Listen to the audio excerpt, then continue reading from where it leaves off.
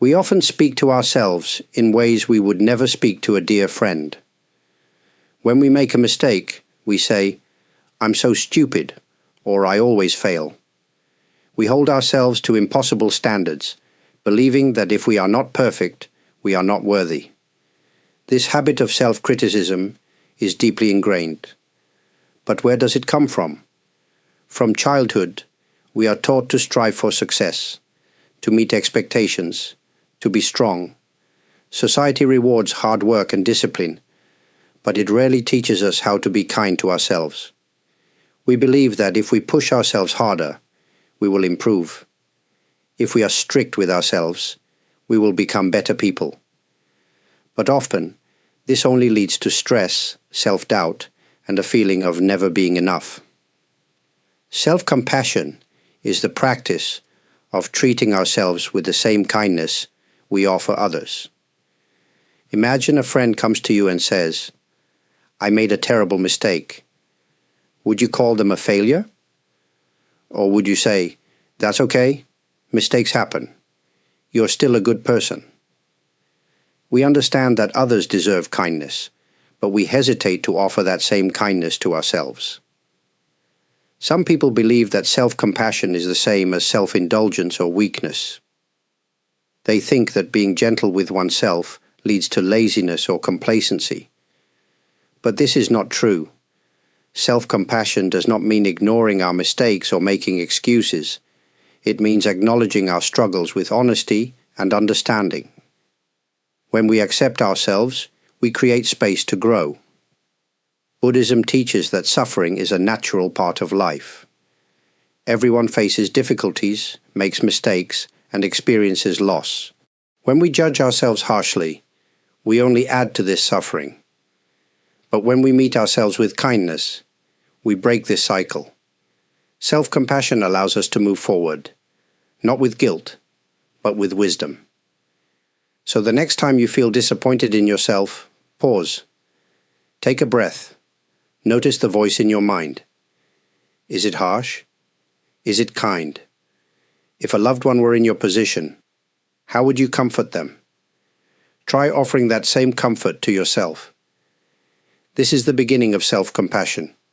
It is not something to master overnight. It is a gentle practice, a new way of being. And in this journey, every small step matters. Understanding self-compassion is one thing, but practicing it in daily life is another. Many of us know that we should be kinder to ourselves, yet when difficulties arise, we fall back into old patterns of self-criticism.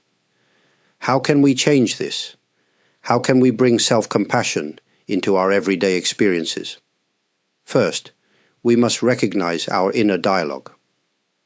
When we face failure or disappointment, what do we tell ourselves? Often, we repeat negative thoughts without even realizing it. I'll never be good enough. I always make mistakes. Other people are better than me. These thoughts feel automatic, but they are not the truth. They are habits, patterns of thinking that we have learned over time. And like any habit, they can be changed. One way to practice self-compassion is to consciously change how we speak to ourselves. When you notice a harsh thought, pause. Ask yourself, would I say this to a friend? If not, try a different approach. Instead of saying, "I'm terrible at this," say, "I'm still learning." Instead of, "I always fail," say, "I tried, and that matters." These small shifts in language can make a deep impact over time. Another way to cultivate self-compassion is by acknowledging our shared humanity. It is easy to believe that we are alone in our struggles, that others have it all figured out. But this is an illusion. Every person experiences doubt. Every person makes mistakes. When we understand that suffering is a universal experience, we feel less isolated. We become softer, not just toward ourselves, but toward others. Self-compassion also involves accepting our emotions without judgment. When we feel sadness, frustration, or fear, we often try to push these feelings away. We tell ourselves to get over it or stay strong. But emotions are not weaknesses.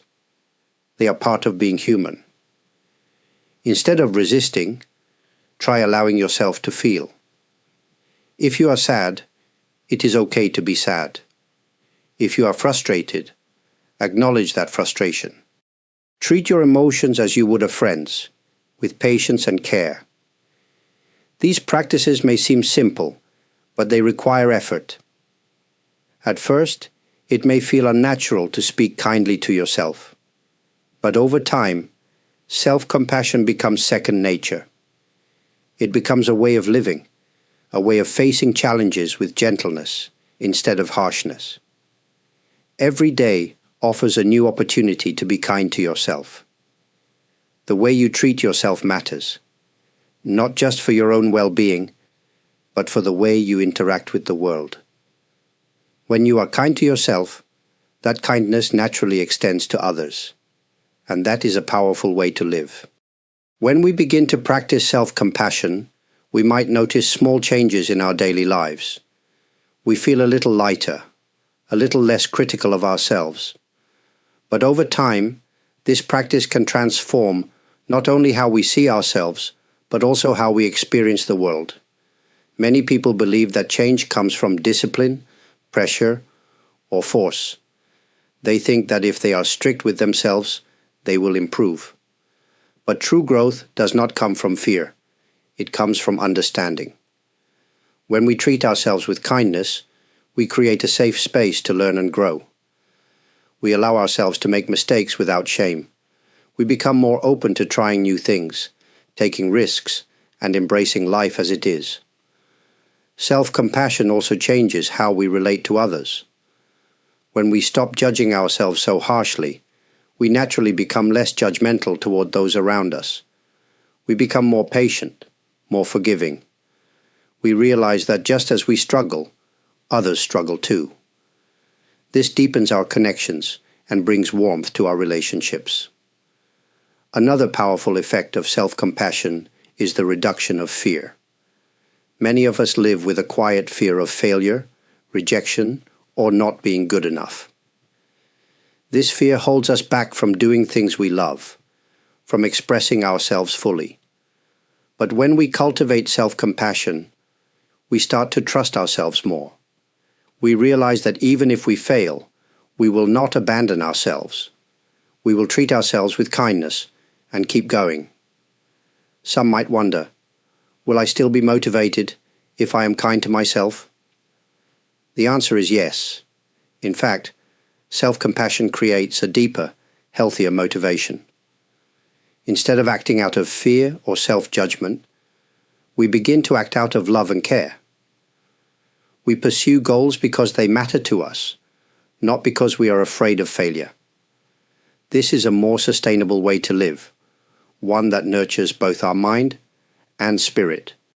Practicing self-compassion does not mean that life will be free of challenges. We will still face hardships, disappointments, and struggles. But the way we handle these experiences will be different. Instead of criticizing ourselves, we will support ourselves. Instead of fighting against our pain, we will meet it with kindness. This shift changes everything. The journey of self-compassion is ongoing. It is not about perfection. It is about practice. Each moment is an opportunity to choose kindness over judgment, understanding over self-criticism.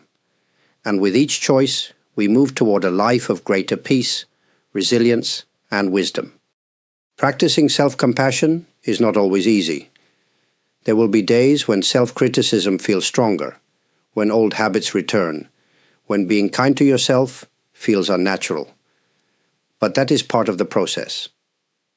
Growth is not about perfection. It is about consistency. Even the smallest effort to be gentle with yourself makes a difference. If you ever doubt whether you deserve kindness, remember this.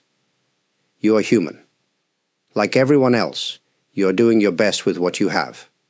Mistakes, struggles, and imperfections do not make you unworthy. They are simply part of life. When you meet yourself with patience instead of judgment, you allow yourself to move forward with a lighter heart. Over time, self-compassion does more than ease self-criticism. It changes the way you live. You may find that challenges feel less overwhelming, that failures feel less personal. You may notice that the way you treat yourself influences how you treat others. When you offer kindness inward, it naturally flows outward, and in that you contribute to a world with more understanding and less suffering. There is no rush in this journey. There is no single right way to practice self-compassion. It can be as simple as pausing to take a breath, offering yourself kind words, or allowing yourself to rest when you need it. Whatever form it takes, know that every small act of self-compassion is meaningful. Before we end, I want to take a moment to express my gratitude. To those who have taken the time to watch, to reflect, and to be part of this space, thank you. Your presence here is deeply appreciated. For those who have shared their thoughts in the comments, supported this channel through likes, subscriptions, and super thanks, I am truly grateful. It means a lot to know that these words reach you and resonate in some way. Wherever you are in your journey, I hope you continue to meet yourself with kindness. And I hope that kindness brings you peace.